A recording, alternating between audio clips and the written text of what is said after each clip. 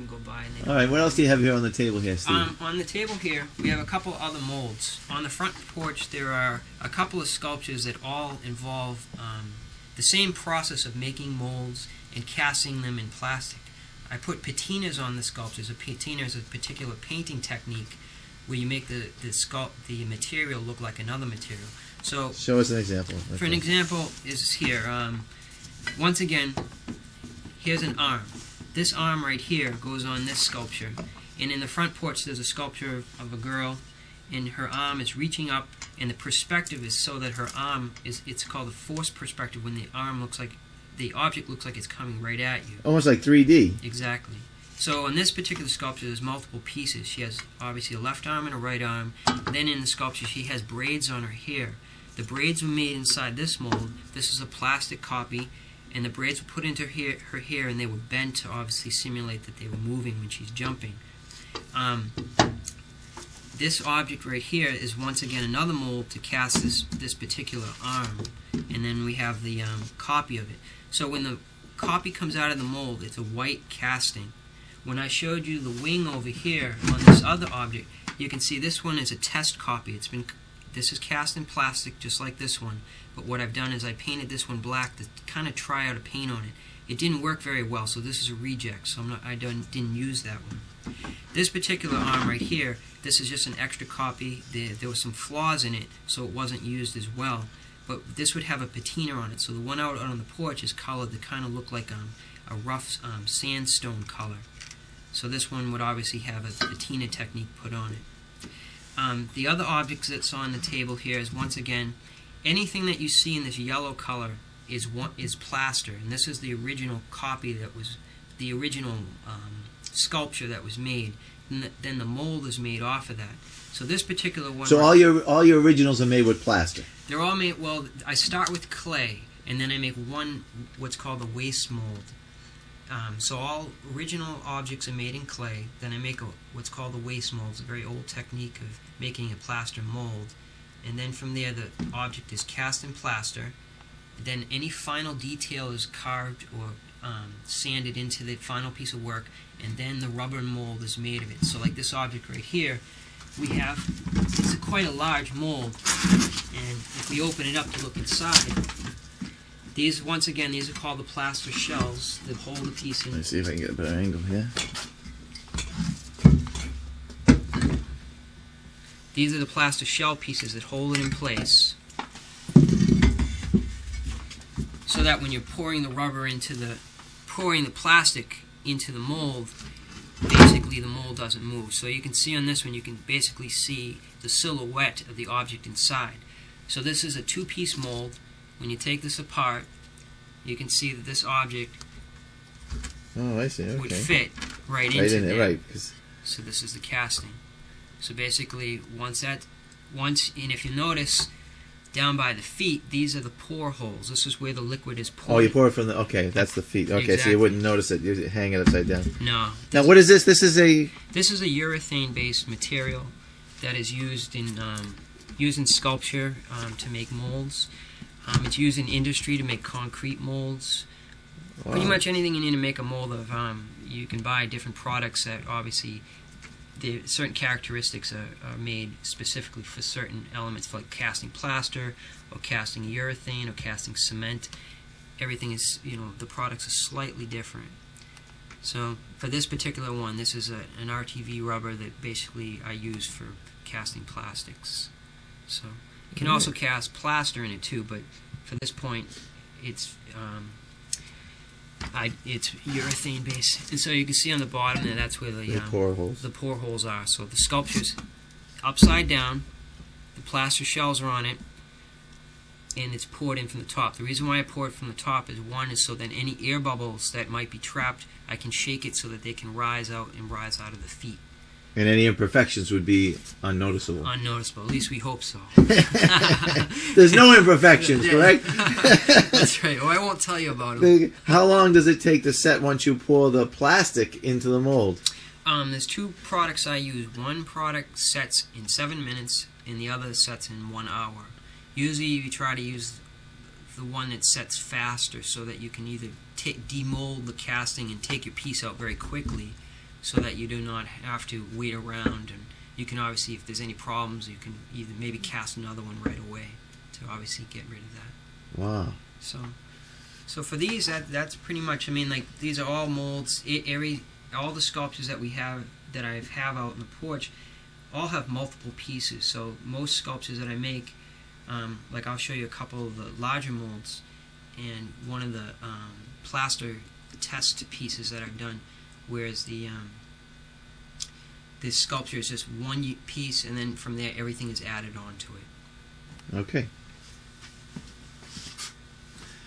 Folks, if you just tuned in, here I am. I'm here with an artist and sculptor and a resident of Milton, a teacher at Boston Latin, and I'm in his workshop in the basement of his home, and he's showing the viewers at home, he's showing you and me some of the work he's created and some of the technique behind that work. And Steve Harris here, he's a famous person. He's done some contract work for Monster.com. We're going to show you some of his work has been illustrated in Fortune magazine, and so we're going to talk about that too. But what do we have here, Steve?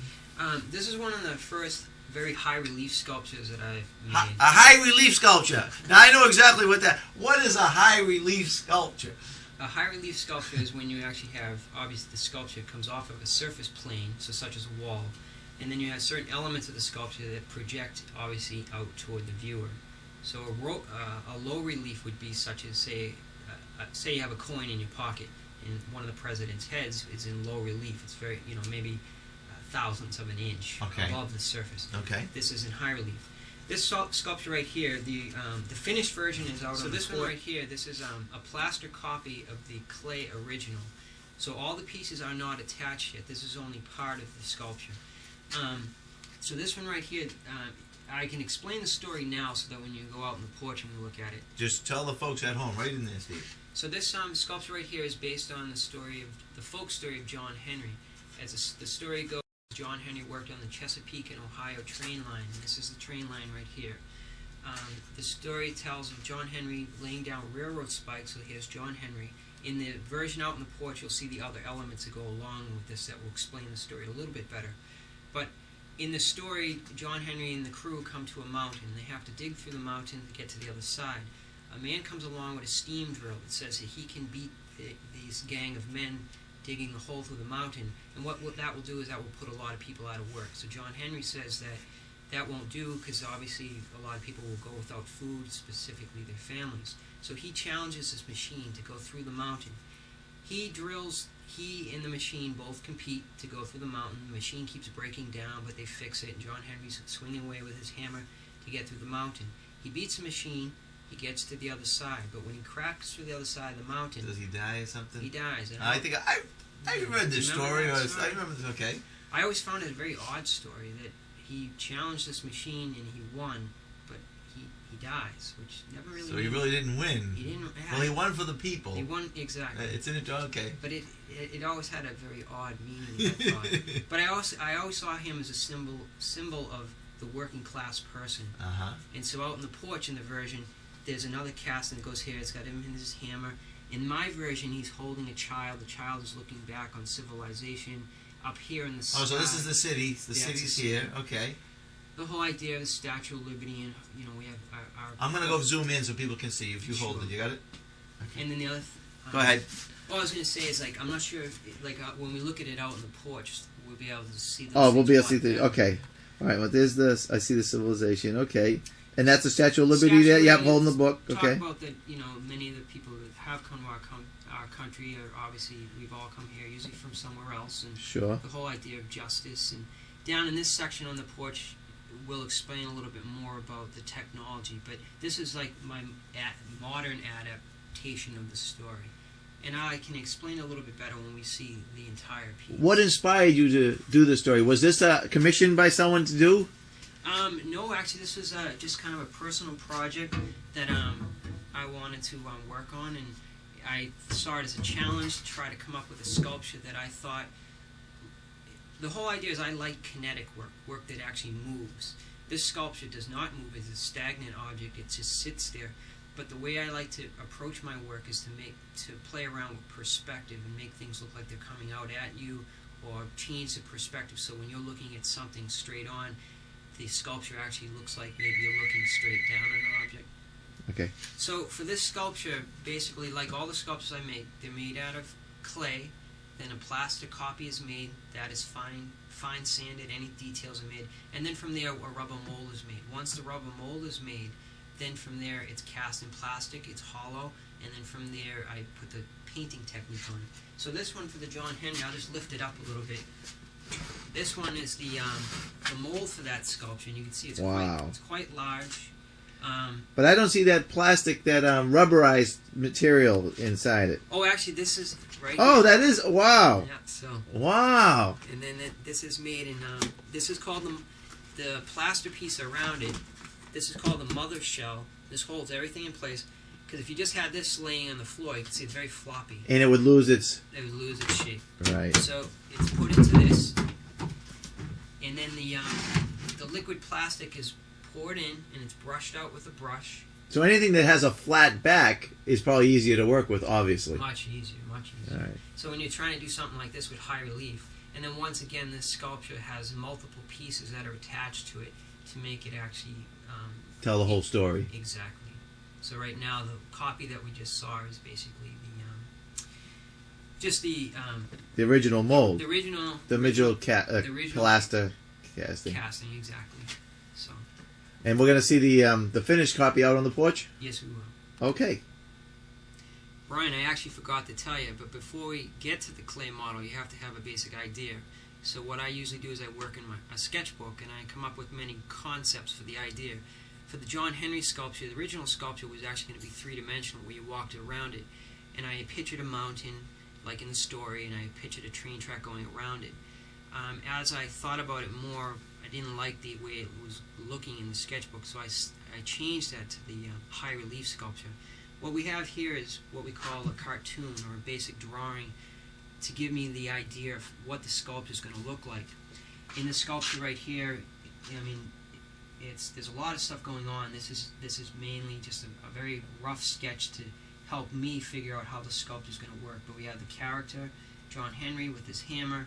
There were originally going to be 3 more characters on his head, representing business and so forth, that were putting pressure on him to obviously. Well, interesting how you put the pressure, almost like nails going in his head. Exactly, they have jackhammers. That's pressure. And I actually made these characters, but I thought in the end when I put them on the sculpture, I thought it took away from him and basically him looking like, I want him to look like a very stoic character, and I didn't want that added detail to it, so I took those characters out.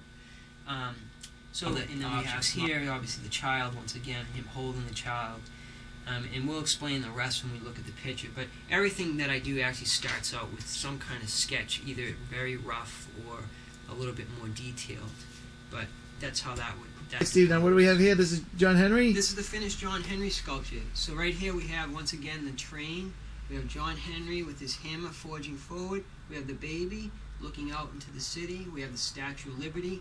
And right here, instead of the steam drill that he's fighting against, this is the... This is supposed to be a computer screen. This is its cord with the electrical cord. And in this picture, what it's symbolizing is when mechanization first came in, the first industry that it changed was the farming industry. And here's a scythe that it is cracked. The next industry that is starting to change, the crafts industry, the crafts person who works with their hands, such as the carpenter, the plumber, the builder, and it's right here. It's cracking the hammer. The whole idea of the symbol of the hammer being broken.